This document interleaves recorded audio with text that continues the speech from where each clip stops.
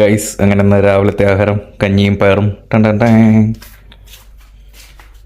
പിള്ളേണ്ട ഇതെന്തോടി പച്ചക്ക തോരൻ ഉണ്ടാക്കാൻ പോകുന്നു.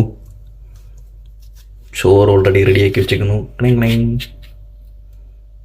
ഗൈസ് അങ്ങനെ ബാക്കി പയർ രാവിലത്തെ വൈകുന്നേരം സ്നാക്സ് ആയിട്ട് തിന്നാൻ വേണ്ടി വെച്ചേക്കുന്നു. തേങ്ങാപ്പീരയിട്ട്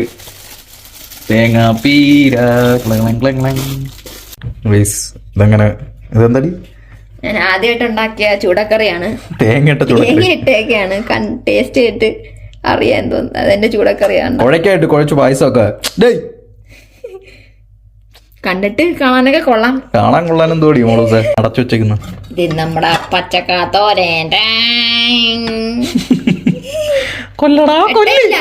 വെട്ടം കിട്ടിട്ട് പച്ചക്കാത്തോരൻ. പച്ചക്കായി തോരൻ. അങ്ങനെ ചോറ് ഇതെന്തടി പാവയ്ക്കേ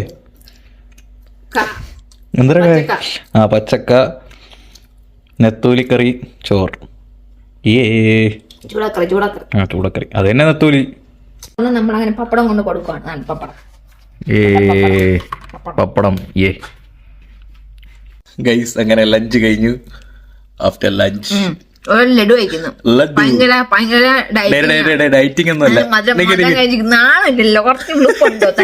ഫുഡ് കഴിച്ച് അങ്ങനെ ലഡു സാപ്പിടുന്നു ഗൈസ്. ഡയറ്റിംഗ് എന്നാണ് ലഡു കഴിക്കുന്നത്. എപ്പോഴും ലഡു തീറ്റിയും ഗുലാബ് ജാം തീറ്റിയാ പണി പരിപാടി. എന്താ പറയാ, അടുത്ത് പറയും ഞാൻ ഒന്നും കഴിക്കത്തില്ല മധുരം. ആ ഫുൾ തീറ്റിയാണ്ടാ. തെളിവ് സഹിതം ഞാൻ തരുന്നുണ്ട്.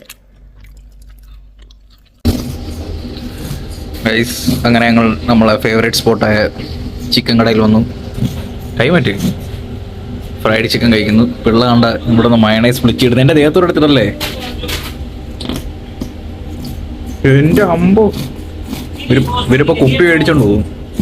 അമ്മാരി വീട്ടിലവിടെ വീച്ചിക്കൊണ്ടിരിക്കുന്നു ഫ്രൈഡ് ചിക്കൻ. ഗൈസ് ഇന്ന് വലിയ പ്രത്യേകിച്ച് പ്ലാനിങ് ഒന്നും ഇല്ലായിരുന്നു. ഞാനിപ്പോ എത്ര ദിവസമായിട്ട് വയ്യായിരിക്കുന്നു? 2-3 ദിവസമായിട്ട് നടക്കാനോ എടുക്കാനൊന്നും പറ്റാതെ ഫുള്ള് ബെഡ് റെസ്റ്റ് ആയിരുന്നു.